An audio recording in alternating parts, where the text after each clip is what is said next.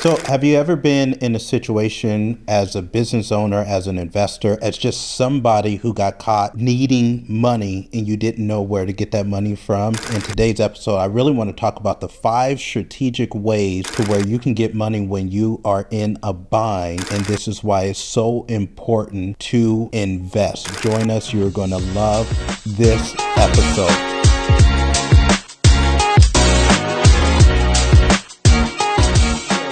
As you know, my name is Jamil Frazier. I'm the founder of Think Life is Different. And it's so funny because I'm excited to do this episode for you guys. It's funny because I was speaking with Tony, who you guys know does, our social media, all of our video. And we were just talking about a situation that I recently was in to where I had some really big issues with a couple of my rental properties. In one property, I had this massive water leak that dropped from the top floor down to the bottom floor. And I don't know if you guys have ever been in a house where you have water damage, but it's a huge ordeal. Like, it isn't just cleaning up the water. I mean, you gotta clean up the water. You have to open up ceilings. You have to open up walls. You got to do remediation. You got to check for mold. There's like 3 different companies that need to come in just to help you clean up the water damage. So this thing is big, right? Like this is big. And what you may not know is it can be pretty expensive. So in one of my units, we had some water damage that happened. And then, so that bill was like an $18,000 bill, believe it or not. And I couldn't believe the price tag on this. And so Tony was asking me, he goes, so where did you come up with that money? And I said, I had to become very strategic. If you don't own real estate, let me just break it down for you really fast. First, I want to tell you, you should probably own some real estate. But if you don't, generally what you do or what I do is a lot of times I don't spend the rental income on the real estate, right? Like I'll take a little portion of it and I'll put it off to the side. So in case maintenance comes up or things happen. But in this particular property, my mortgage taxes, insurance, and maintenance on this property is about $2,600 a month. And then I rent it out for about $3,300 a month. So there's only a spread of about $700. So even if I go a whole year, that's only about $8,000 of income, right? So if I get hit with a bill that's damn near $20,000, I could rent this place out for 2.5 years and not actually have the rents that would cover a bill like that. So what happens when you get hit with something like that? Not to mention, in another property, we had the exact same thing happen, right? Where you have this water bill and these leaks and all these things. And even though we have insurance on these properties, a lot of times you have to wait so long to get reimbursed for the insurance, but you can't just have your tenants in there suffering. Like, you got to get it done. So Tony asked me, where did you get this money from? And that really got me thinking about this episode for you guys. Well, I always talk about the importance of investing. Why do you want to invest? One of the reasons why you want to invest is because it is going to, the compounding interest is going to eventually start growing faster for you and generating more income and leverage for you that you probably aren't going to be able to do on your own. So that's one reason. Another reason is because the more you invest, the more strategic plans you can have. And that's what I really want to break down for you today, because the 5 ways that I got money all came from the different ways that I've invested. And that's what I'm excited to share with you today. I think before I jump into that, we were also just talking about, like, I remember when my wife and I, years ago, we would be watching, YouTube, or they didn't even have Netflix, I don't think, but we were watching TV. And we would see these people come on TV and just talk about, like, how they didn't know that certain bills weren't getting paid, or they didn't know they had back taxes, and they didn't know all this stuff. And they didn't know because they had teams that were helping them with that, but me and Amanda, my wife, we couldn't understand that. We couldn't understand, like, how the hell don't you know that your mortgage wasn't getting paid? Or how didn't you know that your taxes weren't getting paid? Or how did you know that, like, your cars weren't getting paid? And I didn't understand that back then. I understand it now. Just a couple weeks ago, I got hit with a collection, and I could not believe that this happened. I randomly got a text that showed up on my phone, and it just showed me that my credit score had dropped from like 800 to 750 or something. And I was like, how the hell did this happen? And so I hit up a member of my team, and I shot this over to her, and I said, what happened here? And it turned out that we hadn't paid the mortgage on one of my properties since January. It is August right now. And so, so I was flabbergasted. In a way, the reason why the mortgage hadn't been paid, we've owned this property for over 10 years now.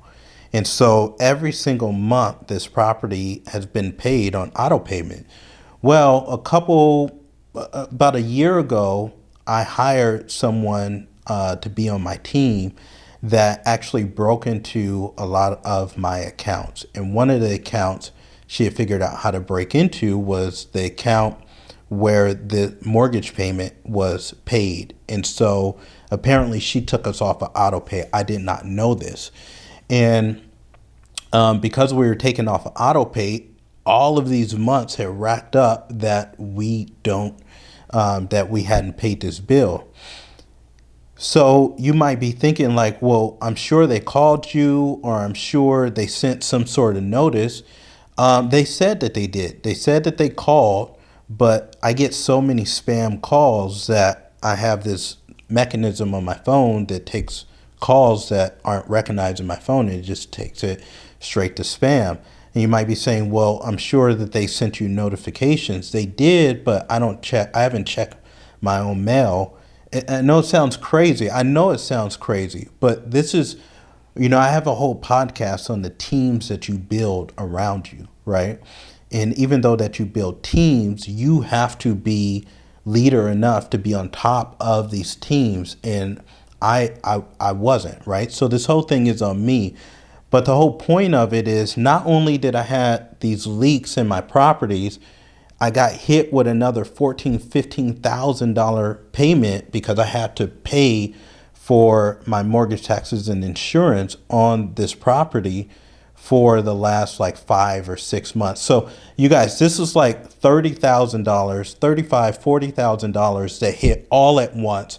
And in my accounts, I'm only keeping a certain amount of money in case little stuff happens in these properties, right? Like a window goes out, or we got to fix some light bulbs, or I got to fix a toilet or something. I'm not thinking about a $40,000 hit. I'm thinking about, $5,000. You keep $5,000 of cash on reserves, $10,000, but not 40. So how do you find the money? This is what we want to get into, and this is why it's so important to invest. Let's dive into it. So one of the first things that I did was, when I'm working with our students, I take them through the 3 steps that really is going to help you build generational wealth. And that first step is what I call your safe and secure plan. The second step is what I call your comfortable plan. The third step is what I call your generational wealth plan. Now, these are the 3 steps that I literally started myself just 10 years ago, really. And so a big part of the plan is that you protect yourself, that you have some sort of insurances, in this case, life insurance. So I invested in a life insurance policy years ago, even before I met my wife. And in this policy, I've been able to build up what we call cash value. Now, one of the things that you can do is you can borrow against that cash value in a life insurance policy. Now, one of the things that's dope about that is say you have $50,000 of cash value in that policy, you can actually borrow that $50,000 or a portion of that $50,000. And then when it's time to pay it back, you can basically pay yourself back at a lower interest rate that you would pay from getting that money from a bank. So you essentially become your own bank, right? You can use this money to do a lot of different things. You could use this money to put a down payment on a house. You could use this money to put a down payment on an investment property. You could use this money to invest into different businesses. But why I considered this is because I have access to the money really quick, because I started investing in this policy in freaking 2002, basically. I've been able to accumulate a lot of cash value in this whole life insurance policy. So when this happened, I said, okay, well, I need a certain amount of money. I can go to this policy, I can borrow against this policy, and I can go on and start paying these really big bills that it just hit. And then as his income comes back in from these properties, instead of having it sitting there, I can now start to pay myself back through this life insurance policy. So that's strategy number one that I considered and that you may consider. Now, I considered that strategy. I didn't use that strategy though, but I'm just trying to tell you where my mind went when I started thinking, where can I get cash from my investments and where can I get it quick? So the first thing that I thought of was that life insurance policy. Number two is, and this is one of my favorite things, this is something that a lot of people don't actually know that you can do, but is one of the reasons why you want to. I mean, there's like 3 accounts that I wish I would have opened up way earlier. One of those accounts is a brokerage account. In a brokerage account, you can start investing into the stock market, okay? Whether that's mutual funds, whether that's ETFs, whether that's individual stocks.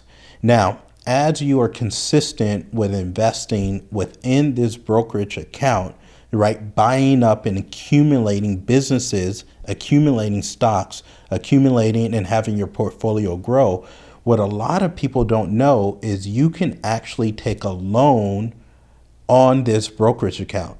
So wherever you have this brokerage account, you can say you have this account at, through Chase Bank or something like that.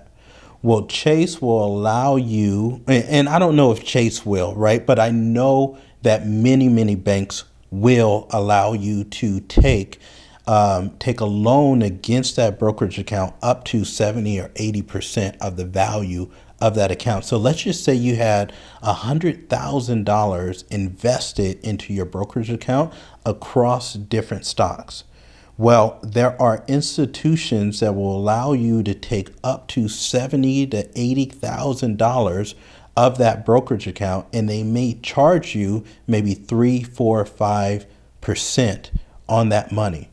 Now, why would that be something that I think about? Is because you don't want to necessarily sell your assets, right? You want to keep as many of your assets as humanly possible, but how can I get the cash on those assets if I need to actually need that money, right? Like if I have a big situation that comes up out of nowhere, I don't want to sell my real estate. I don't want to sell my stocks, but I can take a loan against that brokerage account. What's up, fam? I hope that you're enjoying this episode. Listen, I want to invite you to a 3-day experience that you will never forget. We call it Master Your Money Challenge. Let me break it down for you. If you're at a place in your life and in your business right now to where you're doing well financially, but you know there's an entirely different mountain to climb, I want to invite you to spend 3 days with myself and my team as I help you not just figure out how to make more money, but exactly in specific steps on what to do with it. Day one, you're really going to learn how to get clear on what it is that you want to do, the goals that you have in the future,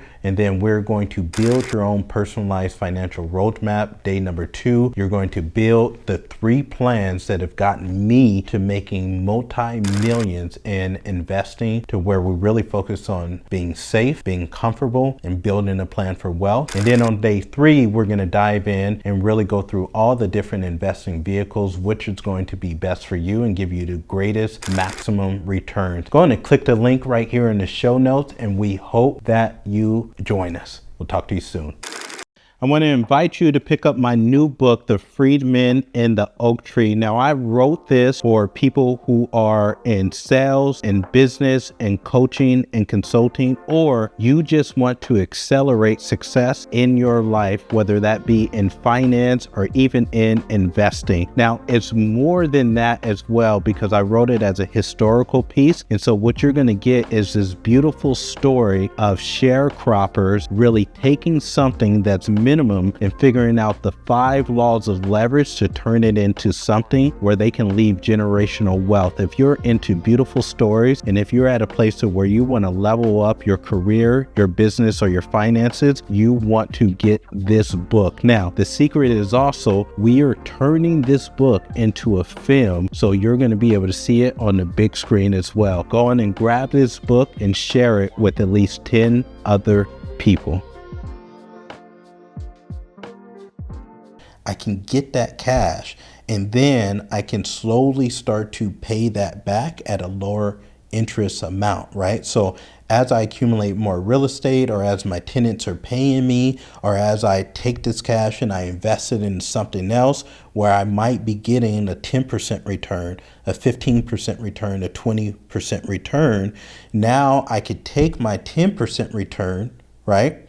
I can pay back this loan at 4 or 5%, and I can keep that other 5% for myself. So this was actually a strategy that I really considered, and it's a strategy that a lot of people don't know. When I'm in my brokerage account, I'm not going to tell you how much is in there, but if you follow me on Instagram, I'm actually pretty transparent with my investments. I mean, I don't know anybody else really on social media that is as transparent with what they actually do, and not just telling stories about maybe people that they've seen. Like, I actually do this. Like, I wake up every day and I'm looking and I'm building and I'm buying and I'm growing, right? Like, so anyways, like I really outline in my own accounts, like if I was to take a loan against my own brokerage accounts, I'd be able to take a loan like a lot of money, right? So so that's strategy number 2. Strategy number 3 is, and this is what I actually did. Okay. So, so there is an investment vehicle out there called structured notes. I've been investing in structured notes for the last probably 5 or 6 years. What a structured note is it's actually a loan to an institution. It's a loan to a bank. So you can loan banks money and they will pay you a percentage on that money, and they'll hold that loan, that note, for maybe 5 years, maybe 8 years, maybe 3 years, right? It all depends on what institution that you lend this note to. Why I love structured notes is because it's a hedge against some of the other investments that I have. It's a little bit safer and not as risky as, investing into individual stocks, whether that be, whether that be an Nvidia, whether that be a technology stock, whether that be Berkshire Hathaway, whether that might just be a standard S&P 500 ETF. Those can be a little bit more risky. But if I invest in a structured note, now that can balance out my portfolio a little bit more. So I actually love them. So I usually invest, when I invest in structured notes, I usually invest about $50,000 at a time. You don't have to though. right? There are a lot of different notes that's out there that might allow you to invest $10,000 or $20,000 or $50,000 or $100,000, right? It's really up to you. And so as you do your due diligence, you can see what type of notes really fit your investing style. So I usually automatically have a certain amount of money that is taken out of my personal account and that is invested into a structured note account. And so this money will get moved into the structured note account, but not until I built it up to about $50,000 do I actually make the investment into the actual institutions, right? So what I realize is I'm looking at all of my accounts. I'm looking at my brokerage accounts. I'm looking at my insurances. I'm looking at my real estate. I'm looking at my structured note account. And what I realized was there was about $45,000 that accumulated into this account, and that was just sitting there. And it was sitting there because I'm waiting to get to the $50,000 mark so that we can make an investment into a note. Well, believe it or not, I literally forgot that the money was in there. Why? Because it's just automatically taken out, right? And this is how I didn't know that we weren't paying the mortgage on that dang property, because for 10 years, we just automatically been paying it. But because that employee went in and messed up the automatic payments, it hadn't been paid for about 5 months, but I didn't realize it because I just assumed that this thing was being paid, right? Like those people I would see on TV all those years ago, and I would say, how the hell did these people not know that this thing wasn't being paid? It's because, man, it gets to a point to where you have teams and you have like a lot of stuff going on that you're not always looking at it, and it's not an excuse. You should be looking at it, but that's why I'm trying to tell you, like, I just literally made this mistake so that you don't make the mistake too. So when I was looking at all my accounts, I'm looking at the structured note account and I'm like, damn, I got like 40 G's in there that I didn't even realize was really in there, because once it accumulates, it automatically triggers and then it automatically invests into this institution that I really like. So I pulled the money from there. And that was the money that I actually decided to use. But there's a couple more strategies, right? So that's structured notes. Number 4 is dividends from stocks.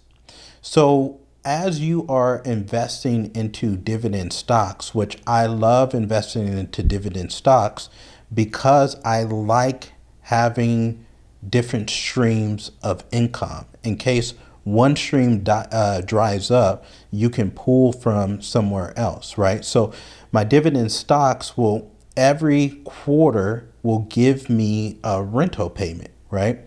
And so what you can do is, as these dividends are being distributed to you, you can keep them off to the side and just have those pile up. Now, you could have them pile up and then reinvest them back into the stock itself, or you could just have it pile up into a savings.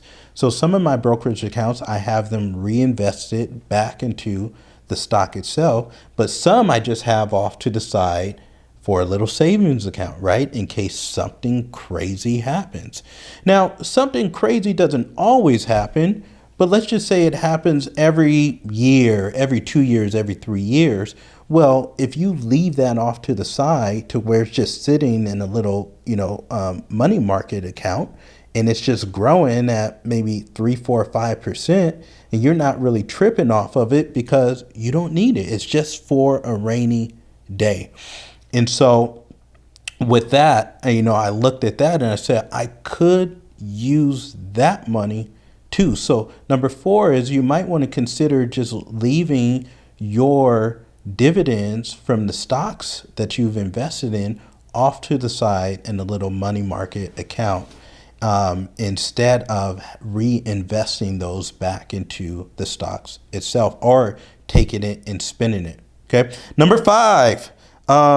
Here's one thing that I absolutely love. Now, you guys, as I'm thinking of this, I'm thinking of maybe 7, 8, 9 different strategies that you can use. But here's the five that I immediately thought about. And number five is probably my favorite one that a lot of people don't do, but this is why you want to become an investor. This is why you want to invest. This is why you want to invest in real estate. I could have told you guys about a HELOC, but I really don't like when I've never used a HELOC. I don't really encourage our students to use HELOCs. But I could have told you about that. I could have told you about your emergency fund. Your emergency fund is obviously one of the very first things that you should be building up as you are, building your financial future, right? Putting away 3 months of expenses into an account, 6 months, 9 months, 12 months. I could have told you about that, but I didn't. Now, number five is my favorite one. So, and that is asking for early distributions from companies that you're invested in. Let me break it down. So, one of the things that we do is we're angel investors. And so we like to invest in early stage companies. Now, what happens in those early stage, it depends on how you actually, how you do the deal, how you set up the terms of the deal. What I like to do is obviously I like to have a percentage of that company, 5%, sometimes 1%, 10%, 15%, and hoping that in the next 5 to 10 years, maybe even sooner, that we can sell that company, get a big check, and then when I get a big check, right, I get the 1%, 5%, 10%, 15%, whatever it is. But in addition to that, we want cash from these companies while we're waiting for a big exit or just an exit, right? And so that's going to be the distributions that you can get from these companies. And it really depends on how you break it down. You might get a distribution every quarter, kind of like your dividends from the stocks you invest in your brokerage account, or you might get a dividend every year. It really depends. You could get a distribution every week. It really depends on how you set up the deal. Generally, when we set them up, we get distributions every quarter, especially after the first year. The first year, the company usually is looking to take all of the income and put it back into the company because it's really hard to get a company off the ground from scratch. Like, you need as much money as you can. But after that, hopefully the revenues are coming in and we can have distributions quarterly. So one thing that I thought about doing is asking for an advance on my distributions from the companies that we're invested in. So instead of, waiting another 3 or 4 months for the quarterly distribution, I can ask for an advance on that distribution because I need the money now, right? And if you're invested in multiple companies, you can ask for an advance on all of those companies. Isn't that dope? So that was the fifth strategy that I thought about while I needed this big chunk of money, right? So it could be 20,000, it could be 30,000, it could be 40,000, it could be 10,000, it could be 500,000. But if you are invested, you see how you have a lot of strategies that are in your tool belt that you can pull from these different vehicles without actually selling your assets. This is why you want to be invested and you want to accumulate assets. You want every single month, you want to figure out a way to become wealthier. What can you buy that eventually is going to go up in value, right? That's going to increase your net worth, but not just because it increases your net worth. It is because it allows you more leverage. Look at all of these different ways that I was able to leverage these different investments. I told you about life insurance policies that you get to leverage. I told you about your brokerage accounts that you get to leverage. I wasn't going to sell my life insurance. I wasn't going to sell my brokerage accounts, right? I told you about my structured notes. I'm not going to sell those structured notes. I'm just going to take the cash from those. By the way, in your structured notes, policies, you don't have to just lend the money to the institutions. You can also invest in the stock market. So I have brokerage accounts in my structured notes that I could have taken a loan off of my brokerage accounts in my structured notes. So we talked about that. We talked about your real estate. We talked about basically the businesses. So these are all different vehicles that you want to consider investing in, not just because of the accumulation of wealth and the ability to turn $1 into $2, but so that you can leverage all of these different accounts as well. So here were the 5 strategies that I used once I got hit with those big bills, that I immediately went to and thought, I don't want to pull the cash from my personal accounts. I don't want to pull the cash from my business accounts. I don't want to sell any of my assets, but how can I get this cash strategically and make sure to keep all of my investments? I hope today has really been helpful for you. A lot of these strategies I did not know even 5 years ago, but they are different things that you can use and why you want to invest. Hey, if this episode has been helpful for you, go on and like and subscribe. Go on and share this with somebody that needs to know this, and we will see you on the next episode of The Difference.